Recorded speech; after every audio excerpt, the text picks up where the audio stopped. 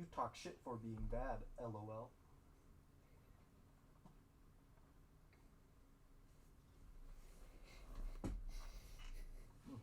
I'll be right back.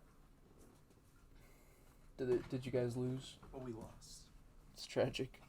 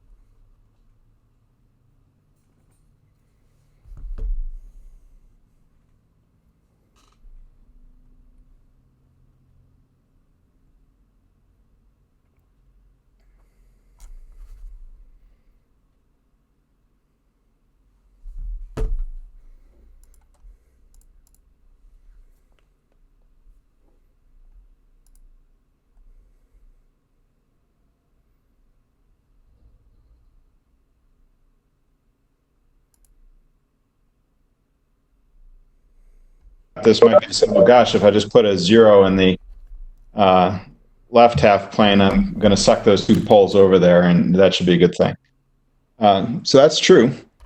But the other aspect of this problem, and that probably would motivate you to go for PD, but the other aspect of this problem is it just says a damping ratio of 0.707.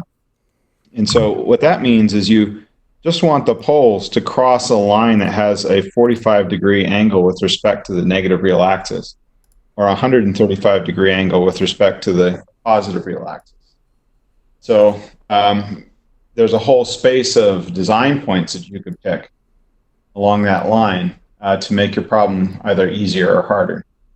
So the point that I picked was one that has height 2 on the imaginary axis.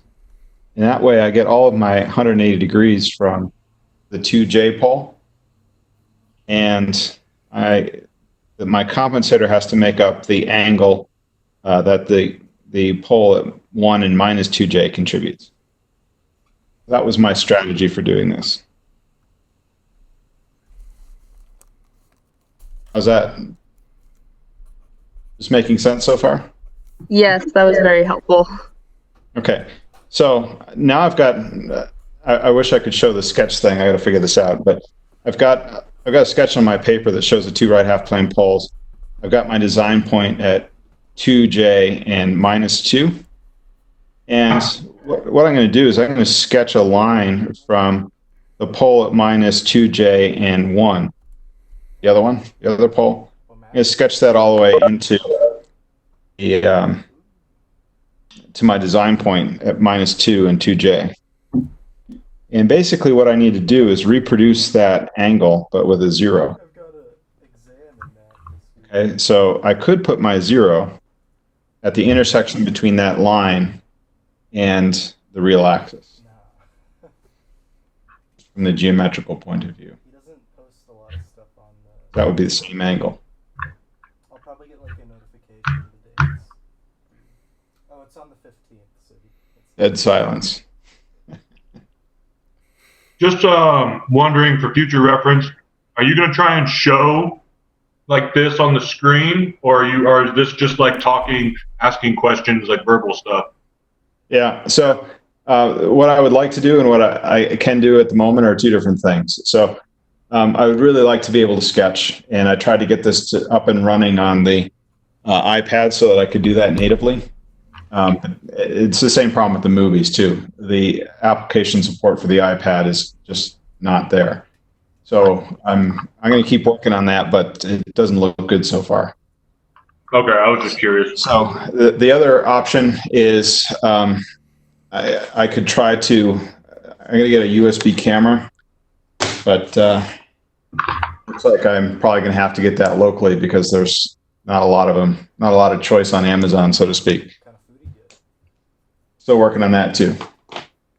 You try Radio Shack? Yeah, that might be a good choice. I should probably go there. One of the problems I usually find, like if I go to an Office Depot, is the driver supports for Mac is usually not quite so hot, but I could give that a shot too. Got you.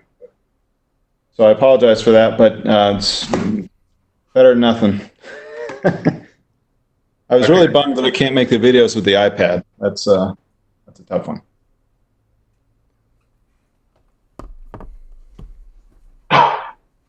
So Okay. can I clarify something?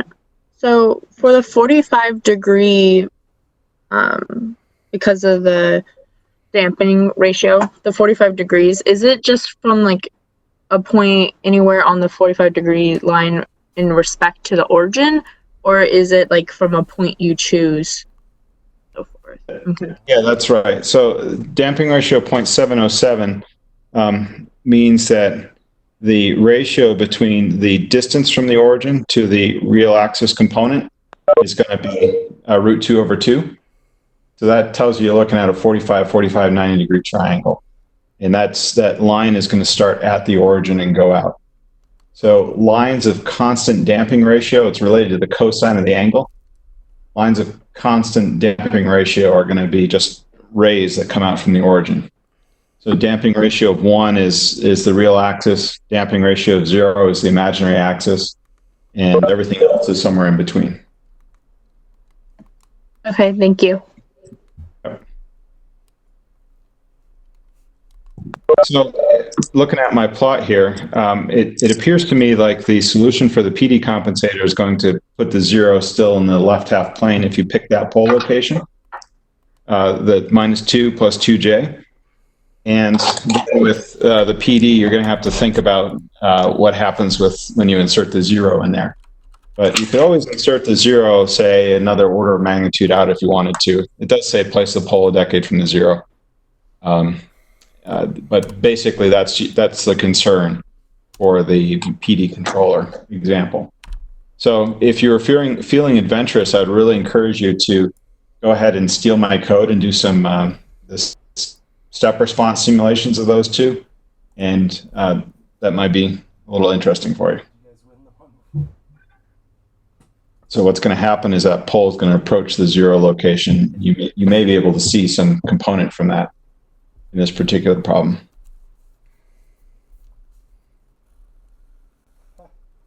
Does everyone have the, I'm a little concerned about the overall idea of root locus compensation. Does anyone want me to say anything about that, or are you feeling pretty good? No, I don't know anything. Okay, perfect. That's what I needed. So the basic plan with root locus is root locus design, right? Is you put down in the complex plane the poles of your plane. And your first question should be, can I get away with proportional compensation, which amounts to just making a root locus plot of the poles of your plan? Usually the answer is going to be no to that question. So then what you want to do is what's that? All good? Okay. So as soon as you've got the poles of your plant in place, what you want to do is try to distill your design requirements into something that has to do with a dominant pole pair. So then that gives you a point that you want the root locus diagram to go through. You label that S0. I put a red plus in my plots in that video that I gave you. And then what you want to do is add up the angle that you get from the plant at that particular value of S. So like with 8.2, what we did here is, just guessing, it looks like it's about 145 for the lower pole and it's 180 for the top pole. So that's how much of a problem I have, right? I have to add enough phase to get the angle back to 180 degrees. So then you just ask yourself, how many compensation terms do I need? Oh yeah, here we go. Whoa, how are you doing that? Bolter. present. Unfortunately, I'm muted, and I'm trying to figure out how to do this. Well, you're not muted now. Oh, sweet. All right, yes. So I'm here, and I figured out how to draw on my laptop. So I thought maybe I could offer Okay, some well, help you're just here. doing that with the mouse, right? Or you? I actually have a drawing pad that I can plug into a laptop. So I have a pen. Very nice. Thank you, Walter. Yeah, right. So I was What's your thinking maybe date? it's a Wacom. I was hoping I could just illustrate whatever you're talking about, and Yeah, maybe that that's would great. help. Okay, so you've done it, and that's the 45 degrees, right? Mm-hmm. That's your design point up there, and if you draw a reference line to the right of that top pole, yeah, you just draw that dashed line like that. That's perfect.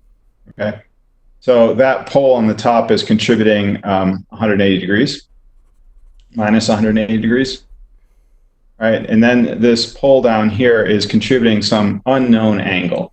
But if you draw a line between that pole and your point S0, like that, and you could draw an angle reference between that dashed line and the horizontal reference extending to the right of the lower pole. Oh, man. Okay, now draw a little angle reference there. Yeah, sweet. Okay. So what's going on here is since the top pole is giving you minus 180 and you need the angle to be 180 degrees at S0, what you need to do is come up with a compensator that gives you the angle that pole, the lower pole, is giving you, except it's going to have to supply it with a 0 instead of a pole. So if you put yeah, that's right. If you put the 0 right there on the intersection between that dashed line and the real axis, that's going to give you exactly the same value. So that line is not exactly 45 degrees. It's unfortunately rather close. The 45 degrees comes from the 0.707 design requirement on the damping ratio.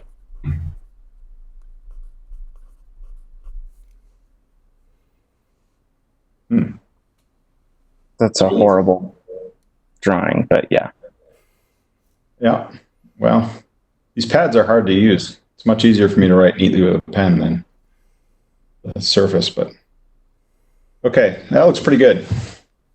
So that's the illustration for 8.2. But in general, what you want to do is pick that S0 and then add up all the angles that you have in your plant, and then just figure out a way of getting the opposite angle from your compensator. So you can do that pretty much any way you like. You can add multiple zeros if you like, just about anything. And the advantage of root locus is that you can do it graphically.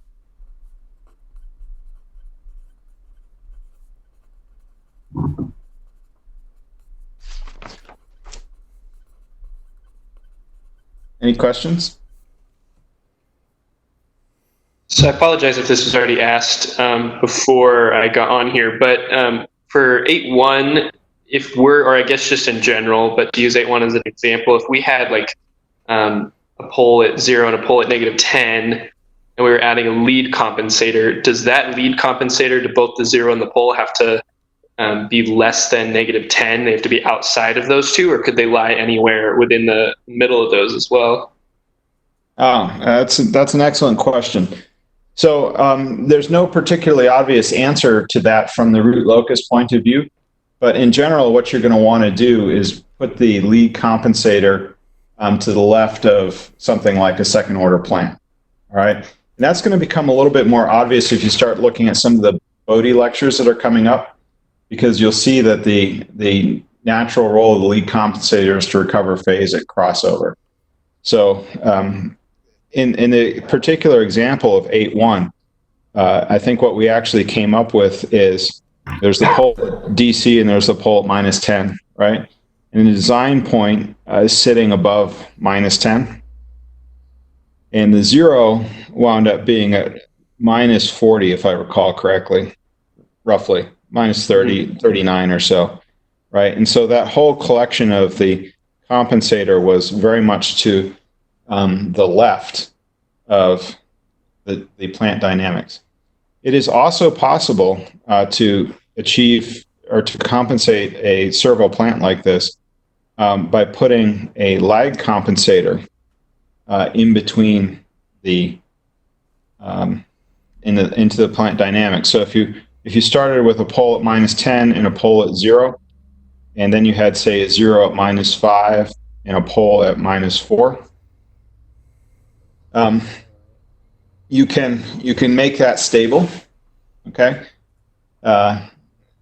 I don't know that you could achieve the same design constraint that was given in problem 8.1, but that is a reasonable way of compensating a servo. And in fact, in coming lectures, I actually do this in the Bode domain, compensate a servo with both a lead and a lag. This is a pretty different scenario here. All right, so if you make the root locus of that, pole's going to come in from the left to -5, -4, and 0 are going to come together. You're going to split, and let's see, the centroid is -14 minus -5, or 9, divided by 2. So about 4.5. I'm doing things accurately. Yeah, it looks right. -4.5. So the asymptotes are going to go 180. Yep, 180 degree separation asymptotes. But you're never going to get over to -10, right? So you simply can't achieve the performance constraint that's given in the first problem. With the and this is also a lag compensator, right? Because the pole comes first. But I may have diverged from what your original question was, so I apologize. No, that was helpful. Yeah, thanks. I guess then off of that, is the best way to go about tackling a question like 8.1 to just start by sketching it out, or would you suggest like running some equations or some of the math we've been learning first, or is it better to just like draw it out and then kind of put some points where they look good? Yeah. Well, so in 8.1, I told you to compensate with the lead so that which made the problem solvable. But if you just got that plant transfer function and were thinking of what to do, really what you'd be coming from is what is the design requirement? And so that has to do with getting the dominant pole pair over to -10. So if this were just sort of an organic design problem, I would say, okay, well, what does it look like under proportional compensation? And then the two poles come together and they split at -5 and go up. So that's clearly just, I'm never going to get over to a real component of -10 with proportional compensation. So something else has to happen. So then so that's the first thing, assess whether just a pure gain is going to do it. Simplest is always best. So then what I would do is I'd draw my design point in there. Maybe I already did draw my design point. And I'd ask, what is the angle of the plant? Yeah, there you go. So that's the proportional compensation root locus diagram. So then I go sit with my cursor on, yeah, there you go. Sit with my cursor on S0 and say, what's the angle of the plant? What problem do I have now? And the problem is that I've got 135 degrees from the pole at the origin and 90 from the pole that's sitting right under my design point. So I would call that a problem of having excessive phase. Can't get to, yeah, exactly, -225. I can't get to that design point without adding some positive phase to the story. So the way to add positive phase is to introduce a 0. Now, the difference between PD compensation and lead compensation is kind of a matter of, to some degree, it's a matter of preference and style. So that's kind of where this whole thing would push me. That would be my first iteration. Thank you. Yep. Just to check with you on 8.1, isn't this 120?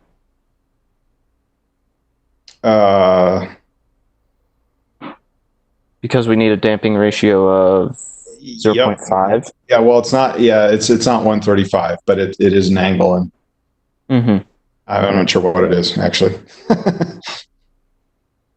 Oh yeah, it's 60, 30, 90.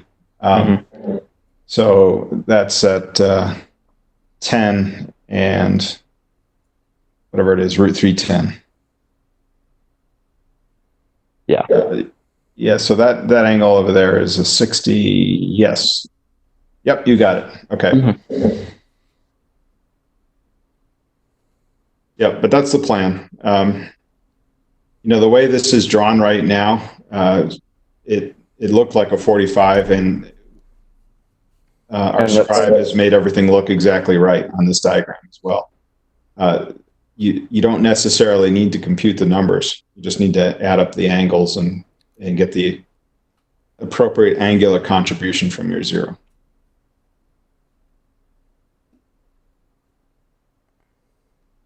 So what I'm trying to say is this kind of graphical solution. I mean, Connor Coulter's got this actually lined up almost exactly on the 45-degree grid marks that you see there.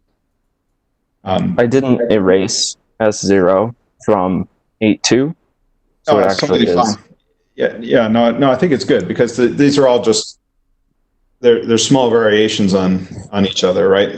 The design problem you've got here is perfect. That's S0 is at minus 10 and 10J. You got a 135 over there, and then you'd want to put the 0 at exactly minus 20. So that's just another variation of the same problem. Yeah. So 8.1 is just that problem, but with the angle made a little more acute, so to speak. Or no, obtuse.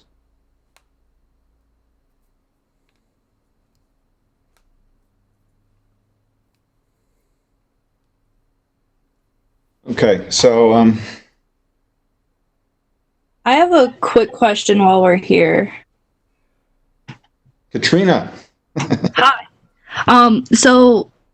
How did we know that the damping ratio, like, how do we analyze, like, how do we put that into a graph, I guess? What did you do with the damping ratio graphically?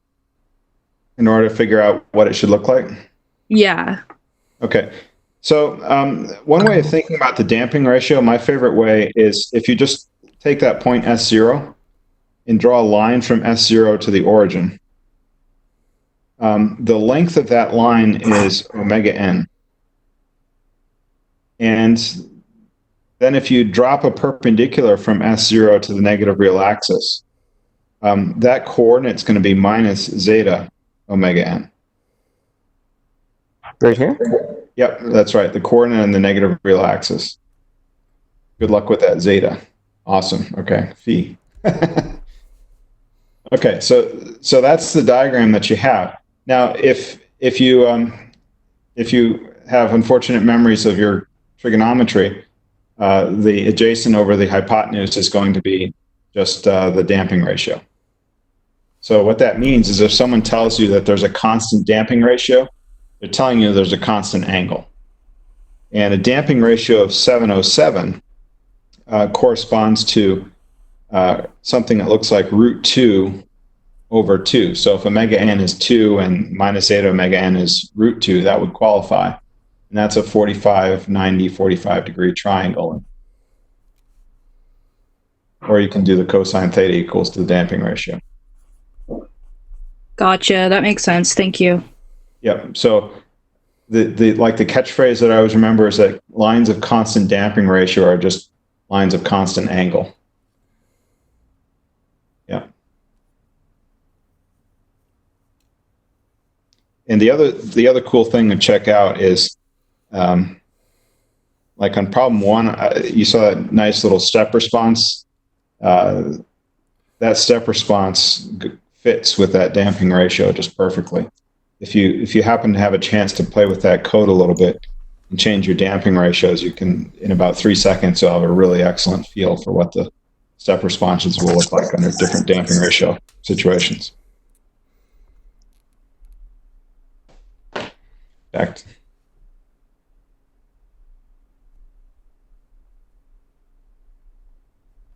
I could probably almost do that. Let's see.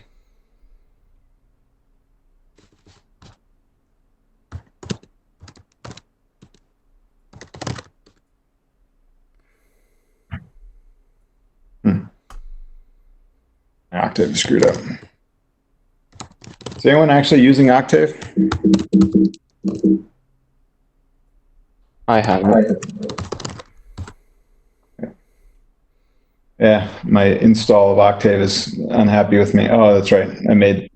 I installed it in my other user. That's too bad. Well, anyway, it's worth checking out.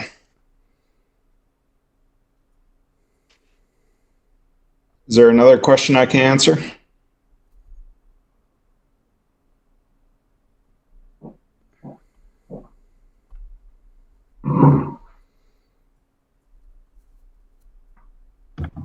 This homework's due Wednesday, right? Yep, I gave you, nominally it's a week by week thing, but I realize that everyone's schedule's probably messed up. So you've got a window for all the homeworks. So it's basically a Monday to Wednesday type thing. So in that schedule I sent out, if there's a homework indicated on that week, you've got the Monday to Wednesday to sort it out. Cool. Can you guys see all those assignment submission opportunities? Yep. Okay, Yep. cool. So you know what to expect. That's good. Yep. Yeah, I'm going to do the same thing with the tests, by the way. So that should be cool. What do you mean by that? Like, Well, I'm going to distribute them as assignments. So there's an opportunity to put content under the assignment, which I didn't understand at first. So I'm just going to put the test as content there. So when that assignment when the test assignment becomes available, you should be able to download it. Then you've got some time to do it and submit it. But it'll be the same mechanism. So you can print out the test and do it by hand and scan it and send it in. and we'll have a Monday through Wednesday to do it. I think I actually gave you more time than that, but I can't remember precisely what it was. But yeah, you got Okay. multiple days. Cool. Will you be going over the practice exam in one of these WebEx times or in a video? Yeah, and I'm really hoping to figure out how to use my pencil before then. So, right. You guys got the distributed practice exam for this week, hopefully. Exam 2. Mhm. Yep. So it'll be the usual thing. You guys can work on that, and then we'll do it in WebEx. Cool. Thanks. Sweet. All right. All right. Well, if there's no more questions, then I'm good to go. But I'm perfectly happy to answer more if you've got them.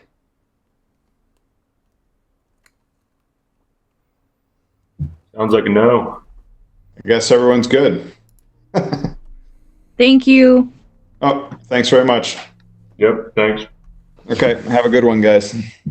You as well.